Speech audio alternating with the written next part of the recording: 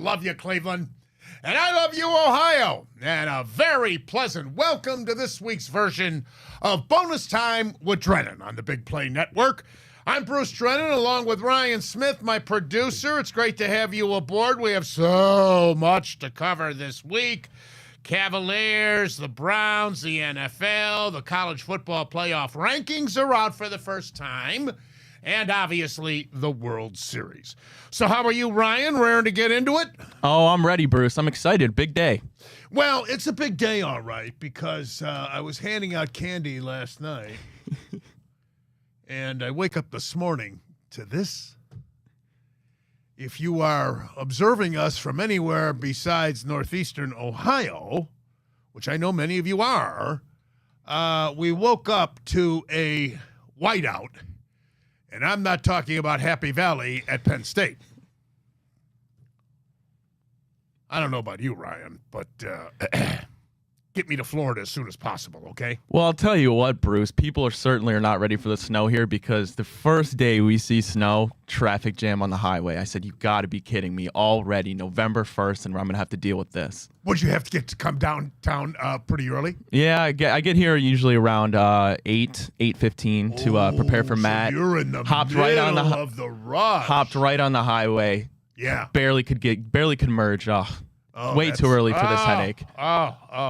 I used to have to do that. I don't envy you, but actually though, I kind of dodged it throughout my career. I did morning drive for many, many years of my career. So you're obviously beating the rush when you're doing morning drive because you've got to get to the station anywhere between 4:30 and 5:30, depending on what time you get on the air.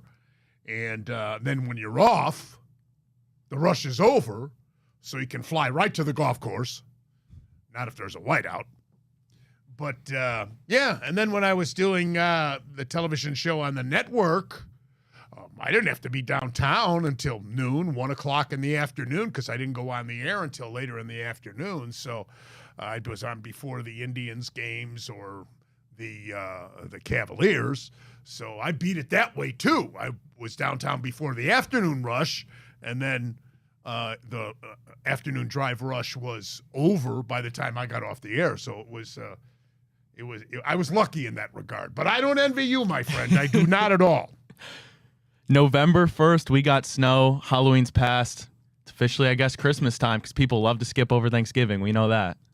Well, I still am shaking, as you can tell. I'm still trying to shake this cold that has been bugging me. It was the Sunday of the Browns' great victory over San Francisco that I caught this thing. And I'm still not quite, and the worst thing about it, I feel terrible about this, but how do you avoid it? Now my wife's got it. Yep. And she can't even talk, poor thing. So that's the worst thing because it's very contagious. Now, as I said, these things here, this device right here, this is the most contagious weapon. And Bruce, we were just obviously you came in as Matt left, and he he was getting real close to the microphone talking, and he accidentally licked it, and he was so mad. He licked it on accident. I said, "Oh no, Matt's not going to be here tomorrow." Has Fontana got a fetish that I'm not aware of? I've been filming with him for a couple months. We haven't got to that point of our relationship yet. You never know. Especially in this day and age. And I have another expression in this day and age. Don't knock it till you try it. There you go. Cavaliers got beat again last night. And 109-91 was the final score. And down 6 points at the half. And outscored in that third quarter 28-16. Now, the Cavs were once again, to cut our team some slack, once again without Darius Garland and Jared Allen. So, let's not get carried away. But nonetheless, New York is 8-2 against our basketball team since the start of last season. Yep. That's not good. Bickerstaff said after the game that there is still no timetable when Allen will return. Did he say anything about Garland? I didn't see or hear that he said anything about Garland's return, who is not supposed to be as serious as, the bone bruise with Allen? Yeah, so Allen's got the bone bruise. Darius is still day-to-day, so we don't know yet if him or even at this point Mitchell is going to play tonight. So up until game time, we'll see that line keep shifting. So we're 1-3. It's ridiculously early. It's no reason to panic. Tonight we're doing the back-and-back with New York, and we'll be at Madison Square Garden taking on the Knicks again. So we shall see. But I'll make one other note about the Cavs before I jump into the Browns. Excuse me. The obvious thing to me in the playoffs last year against New York, you can't win in the NBA playoffs 4 against 9. And that's what that was. Now, to Kobe Altman's credit, since then he has bolstered our team with offseason acquisitions and moves, and I do think we're a little deeper. But time will tell. It's still the Big Four, and if you're missing 1 or 2 of the Big Four, you're really stricken. And they didn't have LeVert last night either. Yep. So that hurt. All right, we'll see what they can do tonight against the Knicks in Madison Square. All right, now let me get to the Browns, where the only move that we made was that Donovan Peoples-Jones goes to Detroit, and we get, what, a 6th-round pick in 2025? Yep. This is still 2023. I'm still trying to get through this football season, let alone getting to 2025, 6th round. I won't be up that late anyway, although that will be on the very last day. That'll be late afternoon, won't it? He went to Michigan. Browns actually did him a favor. He went to Michigan, and he's from Detroit. So the 6th-round pick, he was a 6th-round pick by the Browns. We get a 6th-round pick in exchange. He's been disappointing this year, but I know that some of you Browns fans are disappointed because last year he had 61 receptions, 839 yards, 3 touchdowns in his career, 1,837 yards with 8 touchdowns. That's in a 4-year span. But this year only 8 receptions for 97 yards, and he has indeed been an underachiever. As far as receivers, we're okay. You know, Cooper, Moore, Goodwin, Bell, we're fine on the receiving room. I'm not worried about that. But let me get to the more pending question and important topic. And that is,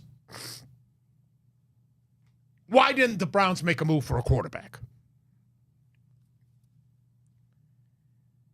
I said going into the anticipation of the trade deadline, I said, look,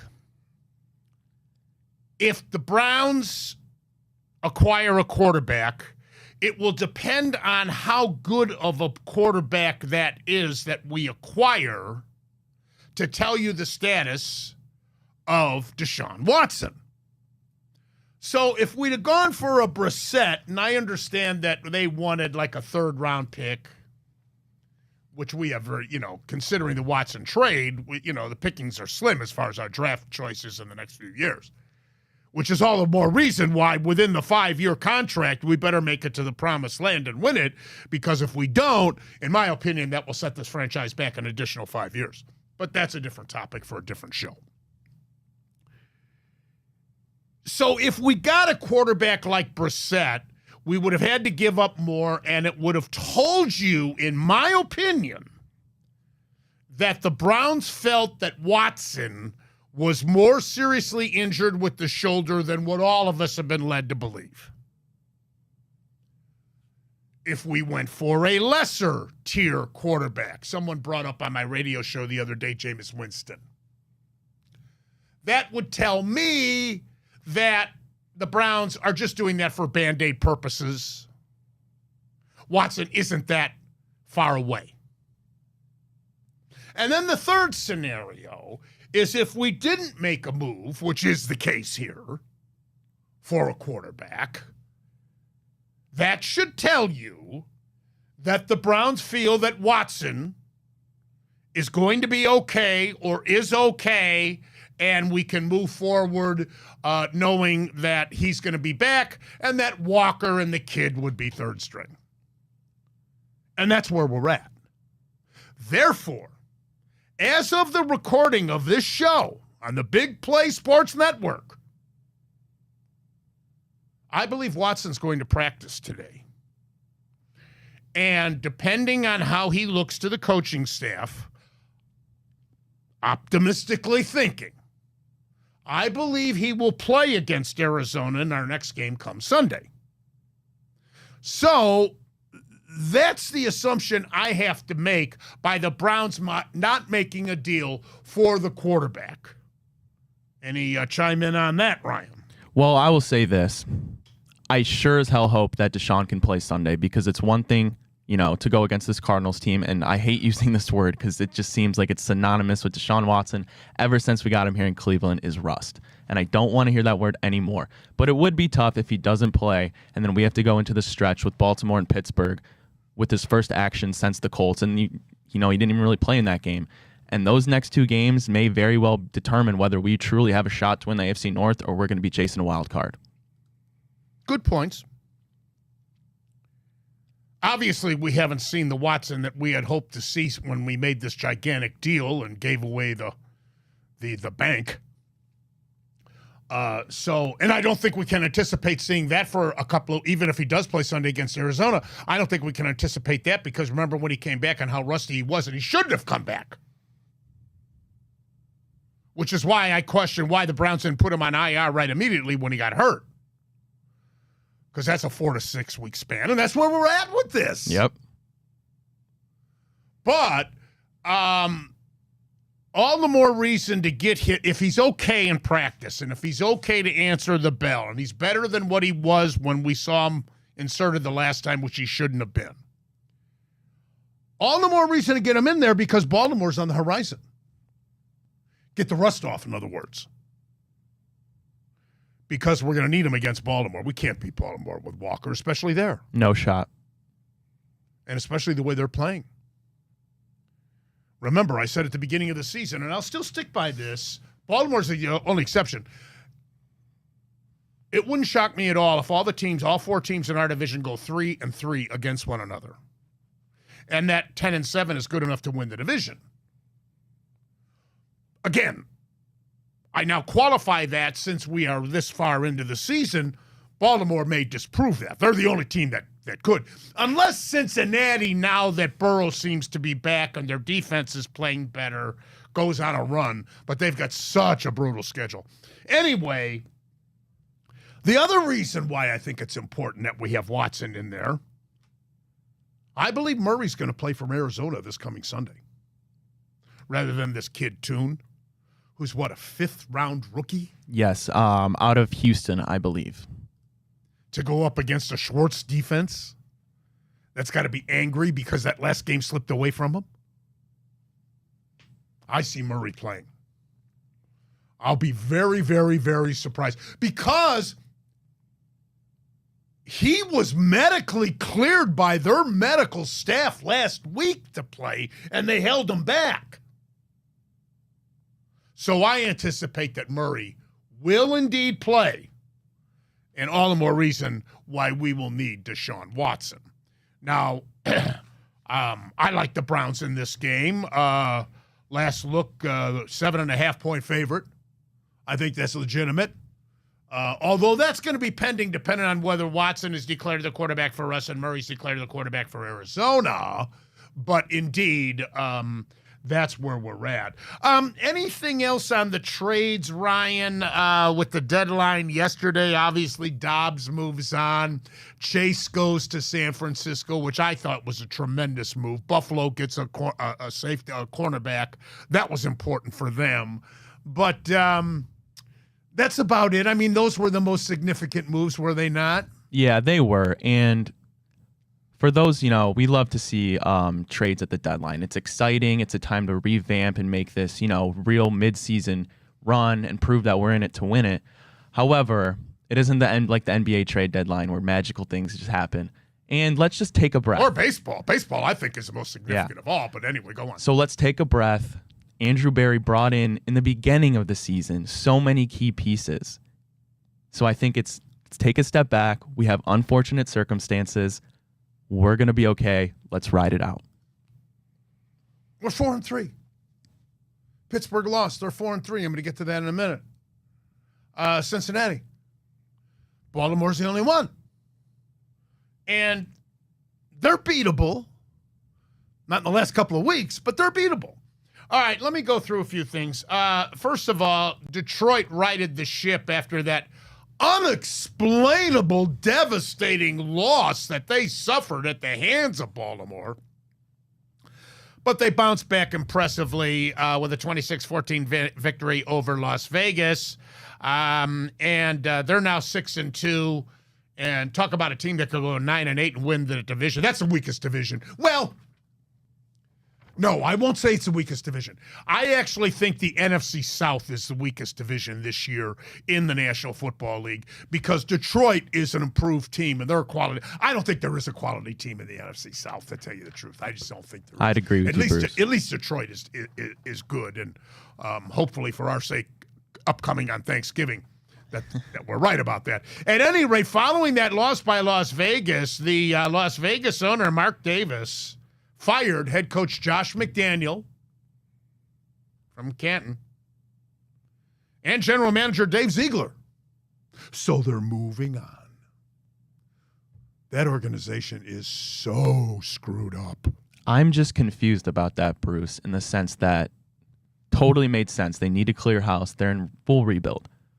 Why do you refuse to even take calls on Devontae Adams, who's clearly frustrated and fed up with the organization? I don't get it.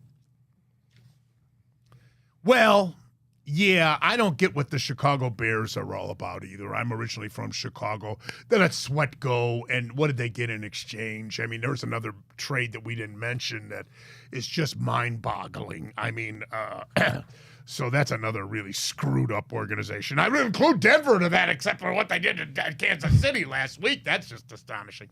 Let me move on. Jacksonville beating Pittsburgh. Yay! Trevor Lawrence, 292 yards and a touchdown, and Trubisky had to come in because, what's his name, Pickett got hurt. How bad is he? Do you know? I don't know, Bruce. That's a great question. So Trubisky, out of Manor, North Carolina. Dallas has improved to 5-2 following their thrashing of the LA Rams. Prescott, 4 touchdowns and 304 yards for Prescott. They got a big game coming up, too, of course. They're going to be at Philadelphia this week. We'll get to that in a minute.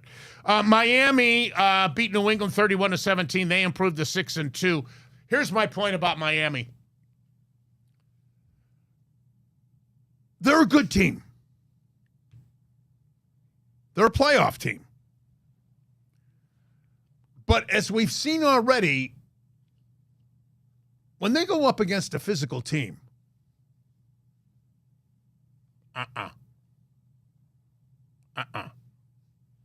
they go up against a finesse team, they can out-finesse them. Although Belichick needs a lot more than just finesse. Philadelphia improves as they beat Washington 38 to whatever. What was that, 31? Actually, it was a closer game than what it was anticipated. Again, there's an example of Philadelphia this year. They're winning, but they're not dominating like Frisco was before the humbling moment against us here in Cleveland. Yeah, both times Philadelphia's gone against Washington. They've had them on the ropes till the very end. Yeah. Okay, then what do we have? Baltimore beat Arizona 31-24. Dobbs, it was announced, was going to be replaced. He was to be replaced. Cincinnati righted the ship going out to San Francisco. I was switching over from the Browns game during breaks and checking out that game. Cincinnati's back. Let me tell you. Burrow is back. He looks healthy. The defense is playing better. And Frisco needs a bye. They need something. They need Trent Williams back is what they need. Burrow threw for 3 touchdown passes in that game for 283 yards. Mixon ran for 87 yards. And Chase, 10 receptions with a touchdown for 100 yards in Cincinnati's victory over San Francisco, who was 5-0, and they're now 5-3. And Cincinnati is 4-3 and tied with us in Pittsburgh in our division. Denver beating Kansas City. Oh. Anything can happen on a given Sunday, but that's taking it to the extreme. Well, Bruce, I'll tell you what. It's quite the flip. You give up 70 points to the Dolphins, and then you go ahead and limit the reigning MVP. Don't let him get in the end zone once. And they were killing the Bears at Soldier Field in Chicago and let the Bears come back and beat them. Unbelievable.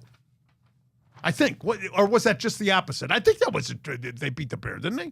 I believe so, yeah. Yeah, Russell Wilson in that game, 3 touchdowns. Denver's win snaps a 16-game losing streak to Kansas City. Kansas City didn't even score a touchdown in this game. 3 field goals. Amazing. New York Giants a winner over, or the New York Jets a winner over the New York Giants, 13-10. And the only reason that I mentioned this game to you is because the Giants threw for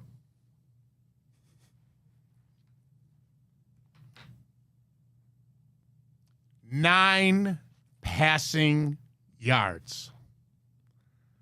9 passing yards. Are you kidding me? A professional football team?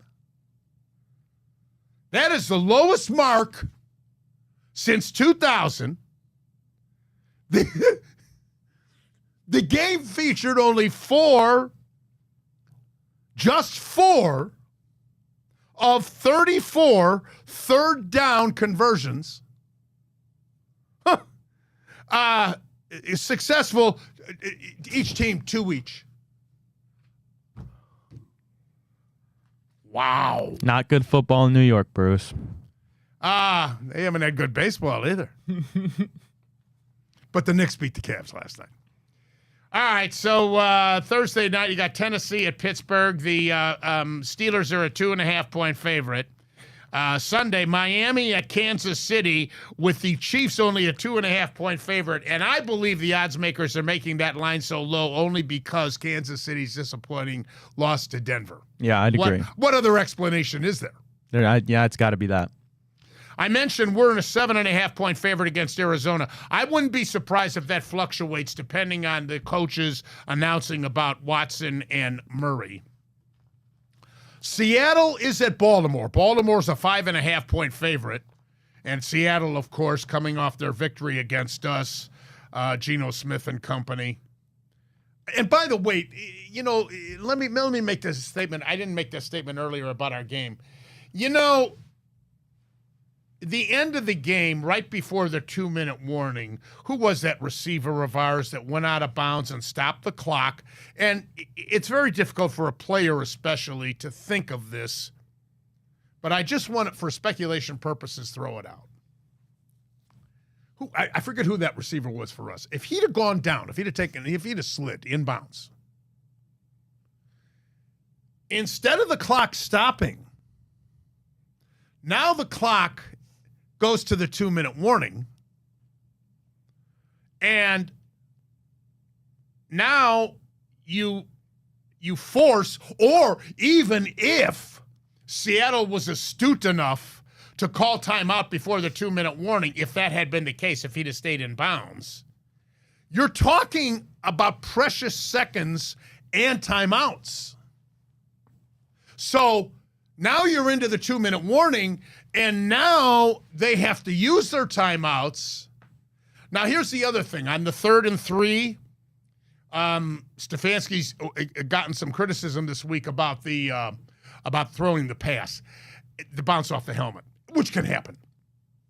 But do you run the ball there? 3 yards in a situation like that, when the defense you'd be lined up kind of telegraphing the run.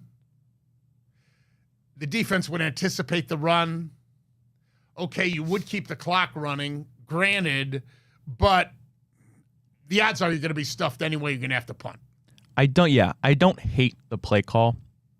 There were receivers open. The gripe I had with it was it'd be different if you had Deshaun, but to put the ball in PJ Walker's hands at that moment. Good point. I think that's where a lot of fans have concern on that play call. Good point. You see what I'm saying, though, about the precious time on the clock and the timeouts available to Seattle. Oh, absolutely. No question about that. All right, Dallas is at Philadelphia. That's really the premier game in the NFL this weekend, with Dallas getting 3 points on the road in Philadelphia. We'll see if Dallas is for real. Philadelphia will be up for that game. There's no question about it. And then finally, Buffalo's at Cincinnati. Well, I shouldn't say the premier game in the NFL. That's the premier game in the NFC, Dallas at Philadelphia, because the premier game in the AFC is Buffalo at Cincinnati, with the Bengals a 2-point favorite. And don't be surprised if Buffalo wins that game, because they will have all week long in practice on the bulletin boards that Cincinnati beat them in those bad weather conditions in the playoffs a year ago, and they'll have that revenge factor going for them. We're going to take a break. We'll come back with Bonus Time with Drennan. We'll look at the college football playoff rankings and what they mean when we return on the Big Play Sports Network. Now, here is the risk that Browns had to take with Great to have you back with us. Bonus Time with Drennan. Ryan Smith, my producer, and we are going to take a look at the college football playoff rankings. Before we do, need bet credits for the football season. Well, the Big Play Network, presented by Tipico Sportsbook. Tipico Sportsbook app has your traditional bets like the money line, spread, and point totals for you, but also lock in player props and check out our Big Play boosts every single week to back your favorite Cleveland teams and athletes with the best odds in the state of Ohio. Get in the action, load up for the football season using promo code BIGPLAY150 to get 150 bet credits on us, plus a $30 dog pound bet. Bet with the Big Play crew all season long with Tipico Sportsbook. Well, a little bit of a shakeup with the college football playoff rankings coming out for the first time this year, and guess what? Our Ohio State Buckeyes, according to the committee, are the number one team in the country, as they are going by strength of schedule, I believe, more than anything, and why not? We had a tremendous signature win at Notre Dame. Now, Notre Dame got caught off guard by Louisville, but that's a good Louisville team. Notre Dame's darn good this year. And that was a signature win for the Buckeyes. And then obviously the Penn State win, although Penn State had not been tested previously. We'll find out how good Penn State is because they've got Michigan coming up this weekend. And then Wisconsin, not in the top 25, but nonetheless still a respectable program always under new coach Luke Fickell. So the Buckeyes, number one and undefeated. Georgia's Bulldogs, who had been number one in the AP and the coaches poll, is now number two in the committee's opinion. They have upcoming games against Missouri, Ole Miss, and they're at Tennessee before the SEC championship. Those are significant games. Now, I believe they moved Georgia down to number two because their resume up to now were wins over South Carolina, Auburn, who's not as strong this year, Kentucky, Florida. They were exposed by Georgia the other day. But Georgia, still the defending national champions, trying to go on an unprecedented 3 national championships in a row. No one's ever done it. Michigan, number 3. You could make a case for Michigan to be 5th rather than in the top 4 because their strength of schedule is not strong at all. They've played a bunch of patsies. However, it's their margin of victory stomping on everybody. Their first game, they won 30-3. Then they won 35-7. Then they won 31-6. Then they won 31-7. Then they won 45-7. Then they won 52-10. Then they won 52-7. And they're coming off the 49-0 victory, averaging 40.6 points per game. Their margin of victory is why Michigan maintains in the top 4. And obviously they have not been tested yet. Their first true test will come this Saturday at Happy Valley against Penn State. And by the way, they are the favorite in that game. And obviously it looks like I think they'll win that game myself. Yeah, they have no business losing, but you never know. Yeah, and I thought Penn State was exposed by Ohio State's defense, and that Aller, as good as he is, had no time to throw the ball downfield, and the receivers on the short slants and the passes, safety valve passes, were just smothered. Totally smothered. Okay, now, number 4 is Florida State. Now, they had a signature win early in the season, which is one of the top 4 exciting games of the year so far against Clemson. That was an overtime affair. Clemson obviously is not as good as normal, but nonetheless, that was at Clemson. Then they beat a good Duke team, and they beat a decent Wake Forest team. So that's Florida State. Washington can make an argument that they belong in the top 4. They're the only other undefeated team of note. Air Force is undefeated. But they're the only undefeated team of note. They did beat Oregon in that tremendous 36-33 thriller. However, they've had some close calls since then, but they've won. Now, they still have to play at Southern Cal, home against Utah, who was exposed last week. Still, Utah, the defending champions, at Oregon State, and then the rivalry game against Washington State. Oregon is 6th, and obviously their only loss was to Washington, but they have wins over Washington State and then that impressive victory last week where they thrashed Utah. Still for Oregon on their schedule, and this is amazing to me that the Pac-12 is disintegrating before our very eyes, and there's so many good teams in the Pac-12 this year. There really are. I mean, I wouldn't want to go up in some of the minor bowl games against some of these Pac-12 teams if I were an opposing coach. I'm just telling you, I won't be surprised at all if the Pac-12 has an impressive winning record in bowl games come holiday season. But anyway, Oregon has they're hosting California, they're hosting Southern Cal, they're at Arizona State, and then their rivalry game against Oregon State, which is a trap game. Texas is number 7. 2 notches ahead of Oklahoma, who beat Texas in the Red River rivalry. But I don't disagree with the committee on this one, because Texas has a better resume. They beat Alabama at Alabama, 34-24. They beat Kansas 40-14. Kansas just beat Oklahoma 40-14. They lose to Oklahoma, no disgrace, 34-30. Great game. Another one of the top 4 games along with that Notre Dame-Ohio State game. And the Washington-Oregon game's the 4th game, if you were curious what my top 4 games are so far as far as excitement. So they still have Kansas State, who's a good team. Snyder's retired, but they still have a good team. But they actually are in a very good position if some of those top 5 teams trip up to actually get in my opinion. Alabama's number 8, and I don't disagree with the committee on this one either. Yes, they lost at home to Texas, but they have wins over Ole Miss, who's a very good team. And Ole Miss, by the way, is ranked at number 10. That's how high the committee thinks of them. They still have to play A&M. They have a win over Ole Miss.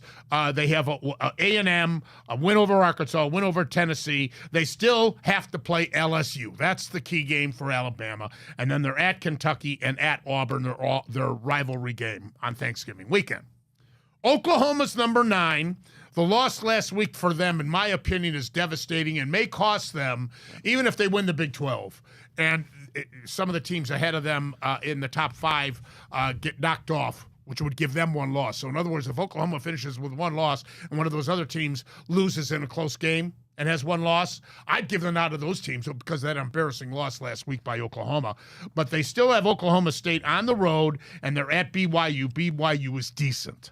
Ole Miss is number 10. They lost it to Alabama. They beat LSU. That impressed the committee. They beat Arkansas and Auburn. They still have A&M, and they're at Georgia, which will be a humbling moment for them. But if I'm Ole Miss, I look at that as an opportunity to really get the committee's attention. And then you've got teams like Mizzou, Louisville, their impressive win over Notre Dame and Duke, shutting out Duke, by the way. LSU with 2 losses, and none other teams with 2 losses have a prayer. But there you have the college football playoff rankings. So now this week in college ball, Notre Dame is at Clemson.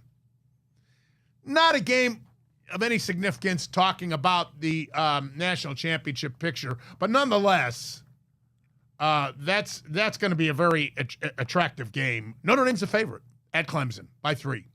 See where Dabo Sweeney in his radio show thrashed out Ryan? Did you see that? No, I did not. Thrashed out at a fan who trashed him and said, "We're paying you all this money and you're 4-4?" And Sweeney went nuts. I believe it. That's an interesting fella. Kansas State, he recruited a kid. I was the guest color analyst on WJER radio in Dover, New Philadelphia. I've done a few of those games over the years. So did Joe Tate. He did the basketball. I've done the football. And they were playing, Dover was playing Coach Ift, who's a great guy. They were just eliminated in the playoffs. But they were playing Strongsville a couple of years ago in a non-conference early season game. And I live in Strongsville, so I did the game. I interviewed both coaches on my television show. And I'll tell you what, that was a real thrill. Strongsville had a tackle who had committed to Dabo Sweeney. I think his name was Miller, I want to say. Don't quote me. Forgive me, the family in Strongsville, if I got the wrong. I think his last name was Miller, and he went to Clemson to play for Sweeney. Kansas State is at Texas with the Horns, a 5-point favorite. Ohio State's 18.5-point favorite at Rutgers. A&M and Ole Miss, Oklahoma State, Missouri, Georgia, big 16-point favorite. That might be too many. That is a lot of points. Bruce, I got it right here for you. Blake Miller. What is it? Blake Miller. Yes, see, I told you. Kid by the name of Miller. He was impressive, too. Washington at Southern Cal and LSU at Alabama. And Alabama is a 3.5-point favorite. All right, let me jump to the World Series and the baseball playoffs. We'll do that after this break on Bonus Time with Drennan here on the Big Play Sports Network. Now, here is the risk that Browns had to take with Bonus Time with Drennan, Bruce Drennan, Ryan Smith. Great to have you aboard on this week's program. And indeed, we're going to wrap up with this last segment on the 2023 World Series. So since we were with you on last week's show, the series has begun. And just to recap a couple of things, observations that I've made with the 4 games that have been played so far as of this recording. Texas winning the first game. And, what a way to start off the World Series. An 11-inning affair with Seager hitting a game-tying home run in the 9th inning. And then Adolis Garcia, who's been unbelievable in the postseason. All those antics against Houston. Remember how it peeved them off? Oh, yeah. So he hits another game-winning home run in the 11th inning to win Game 1 for the Texas Rangers against Arizona, 6-5 in 11. Unbelievable way to start the series in Texas. But in Game 2 in Texas, Diamondbacks used small ball, and they scored 9 runs and thrashed the Rangers and disappointed the home crowd by beating Texas 9-1. And Merrill Kelly, just tremendous in that game. In World Series history, Only 4 pitchers have had more strikeouts with no walks in a World Series game than what Kelly had in that affair. Clayton Kershaw of the LA Dodgers had 11 in Game 1 in 2017. Brooklyn Dodgers starter Don Newcomb had 11 in Game 1 in 1949. It's a hell of a name. Philadelphia and former Indian Cliff Lee had 10 in Game 1 in 2009. And Pittsburgh's Deacon Felipe had 10. There's a household name for you. We all remember him in 1903. Oh, exactly, Bruce. I actually have a poster of him on my wall at home. That's a good line. The very first World Series game, 1903, very first one. Kelly retired the first 11 batters that he faced. He went 7 innings, 1 run, 3 hits, no walks, and 9 strikeouts. Marino solo home run in the 4th inning. Pham, the veteran, acquired right before the trade deadline by the Snakes, went 4 for 4 in that game with 2 doubles, 2 runs scored, and Ketel Marte extended his hitting streak to a record 18 straight games, hitting .333, 9 extra base hits, 11 RBIs in 14 games in the postseason as of the completion of Game 2. The streak began in 2017 in the National League wild card game versus Colorado, going 3 for 5, and that was against the LA Dodgers in the NLDS. He then continued against the Dodgers in the NLDS, and he got a hit in each game of the 3 games they played. Arizona, 9 runs, 16 hits, 3 sacrifice bunts. That's what I mean by small ball. National League style ball as they even the series at 1-1. Then in Game 3, it was Texas winning 3-1, and after Lowe got his first hit in the series, a double, Semien got a well-placed hit to left center field and got a single. That scored Lowe and gave Texas a 1-0 lead. Then Seager turned in a flat fastball. That's the starting pitcher for Arizona. And he rocketed a 2-run home run to right field, and it gave Texas a 3-0 lead. That's all they needed because of the tremendous lights-out work of the Texas bullpen, especially since Scherzer had to remove himself from the game with back tightness in that affair.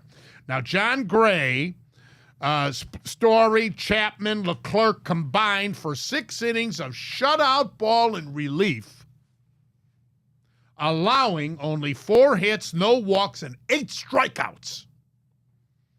And, of course, Adolis Garcia, a big swing in the 8th inning. Because of that swing in the 8th inning, he had to leave the game with back tightness, and he's out for the rest of the series. Texas defense was superb in that game. Inning ending, by the way, I wanted to point this out. If you recall that game, this is Game 3. The inning-ending 6-4-3 double play in the 8th inning on the play by Seager was absolutely stupendous. Stupendous. Texas goes on to win this World Series, hands down, Seager, MVP. In World Series history, the team winning Game 3 of the World Series have gone on to win 68 of 99 times. That's 69%. Teams winning Game 3 on the road have won 29 of 39 for 74%. This was the Rangers' 9th win on the road, setting a record in the postseason. Texas, with the win on Monday, is 9-0 when scoring first. Corey Seager's home run in the 3rd inning is his 18th playoff home run, tying Carlos Correa for second most by a shortstop in postseason history. Jeter holds the record at 20. Seager's 5 World Series home runs are 2 more than any shortstop in World Series history, and Texas has homered in 14 consecutive playoff games. That's the longest postseason streak ever. Game 4. Texas wins 11-7. Seager, Semien, 48,388 fans in Phoenix at Chase Field, silenced and resolved by the end of the third inning that their team was going to lose, because the Rangers had established a dominating and convincing 10-0 lead by the end of the third inning. As a result, they take a commanding 3-1 lead in the 2023 World Series. It was the Rangers' 10th consecutive road win. That's the longest streak in a single postseason, as well as streaks that span multiple postseasons, surpassing the New York Yankees with 9 from 96 to 97, and the New York Yankees from 1937 to 1942. They did this over the Tampa Bay Rays, Baltimore Orioles, Houston Astros, and now the Arizona D-backs. They've compiled a 37-run differential during this streak. Think about that. Texas scored 10 runs with 2 outs in this game. Each of those 5 innings, the third and fourth, they had 2 outs when they did this. Both innings. This offensive onslaught was accomplished without star Adolis Garcia, who I mentioned was sidelined for the rest of the series Monday with that oblique. Starting pitcher Matt Scherzer also out for the rest of the series. He tweaked his back, but it looks like the Rangers aren't even going to need him to start another game. He would be slated to pitch Game 7 if necessary. Second baseman Marcus Semien went 2 for 5 with a triple and a 3-run home run, accounting for 5 RBIs and 2 runs scored. Corey Seager, the likely MVP if Texas goes on to win, was 2 for 5 with a double and a 2-run home run, accounting for 2 RBIs and a run scored. Rookie third baseman Josh Young went 3 for 5 with a double and 3 runs scored. And catcher Jonah Heim contributed with a solo shot home run in the 8th inning. To Arizona's credit, they didn't give up, and they wound up scrapping and scraping their way for 7 runs to make the final score respectable, 11-7. But they are really behind the 8 ball now. There's no question about it. Teams that trail in a 7-game series, 3-1, 87% of the time they lose. Only 6 teams have done it in baseball history, and they would be the first in the World Series since the Cubs did it. Ryan's going like this because he knows it was against the Cleveland Indians in 2016. I guess anything's possible. Texas has never won a World Series, but they came so close in both 2010 and 2011, and they were one of the 6 teams to blow a 3-1 lead and lose, and that was in 2011. One other fact about Game 4 is Arizona's Christian Walker, who is, without question, one of the best defensive first basemen in all of baseball, booted a ground ball and committed the very first error of this World Series. Wow. How about that tidbit for you?